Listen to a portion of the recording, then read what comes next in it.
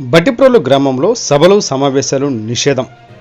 మండల కేంద్రమైన బట్టిప్రోలు గ్రామంలో పోలీస్ యాక్ట్ 13 అమలులో ఉన్న నేపథ్యంలో ఏ రాజకీయ పార్టీలకు చెందిన నాయకులు కానీ కార్యకర్తలు కానీ గ్రామ పుర వీధులలో ఎటువంటి సభలు సమావేశాలు చర్చా గోష్ఠులు నిర్వహించకూడదని రేపల్లి డీఎస్పీ మురళీకృష్ణ తెలిపారు.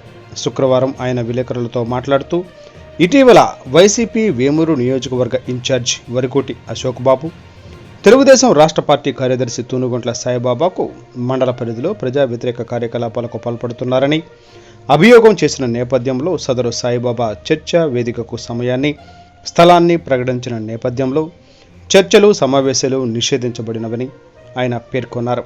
తిరిగి పోలీసు వారు తెలిపే వరకు ఎటువంటి సమావేశాలు సభలు నిర్వహించకూడదని ఆయన పేర్కొన్నారు.